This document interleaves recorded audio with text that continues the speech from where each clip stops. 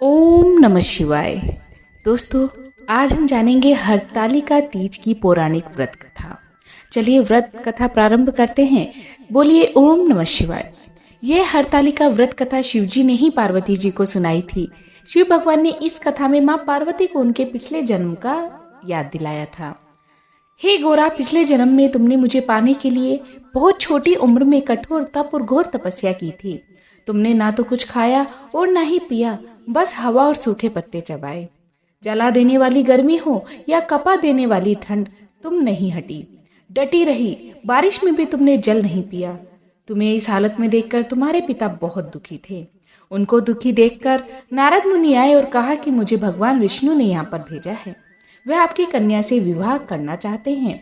इस बारे में आपकी राय जानना चाहता हूँ। नारद जी की बात सुनकर आपके पिता बोले, अगर भगवान विष्णु ये चाहते हैं तो मुझे कोई भी आपत्ति नहीं है, परंतु जब तुमने इस विवाह के बारे में सुना तो तुम बहुत दुखी हो गई।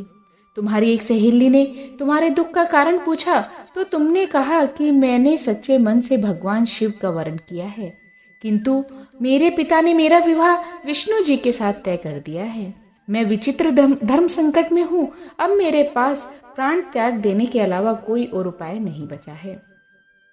तुम्हारी सखी बहुत ही समझदार थी। उसने कहा, प्राण छोड़ने का यहाँ कारण ही क्या है?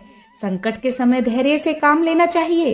भारतीय नारी के जीवन की सार्थकता इसी में है कि जिसे मन से पति रूप में एक बार वरण कर लिया, जीवन पर्यंत उसी से निर्वाह करें। मैं तुम्हें घनघोर वन में ले चलती हूँ, जो साधना स्थल भी है और जहाँ तुम्हारे पिता तुम्हें खोज भी नहीं पाएंगे। मुझे पूर्ण विश्वास है कि ईश्वर अवश्य ही तुम्हारी सहायता करेंगे। तुमने ऐसा ही किया। तुम्हारे पिता तुम्हें घर में ना पाकर बड़े चिंतित और दुखी हुए। इधर तुम्हारी खोज होती रही, उधर तुम अपनी सहेली के साथ नदी के तट पर एक गुफा में मेरी आराधना में लीन रहने लगी। तुमने रेत के शिवलिंग का निर्माण किया।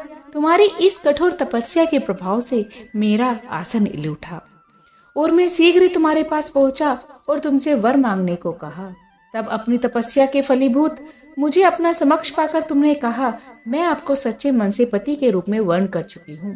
यदि आप सचमुच मेरी तपस्या से प्रसन्न होकर यहाँ पधारे हैं तो मुझे अपनी अर्धांगिनी के रूप में स्वीकार कर लीजिए।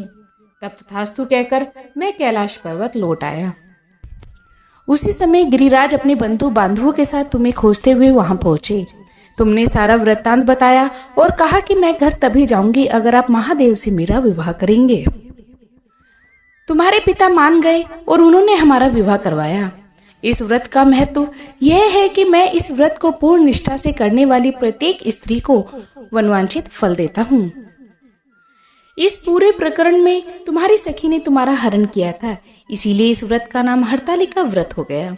इस व्रत से जुड़ी एक मान्यता यह भी है कि व्रत करने वाली स्त्रियां पति रमण करके शिवलोक को जाती हैं। सौभाग्यवती स्त्रियां अपने सुहाग को अखंड बनाए रखने और वे अविवाहित युवतियां मन मुताबिक वर पाने के लिए हरतालिका तीज का व्रत करती हैं।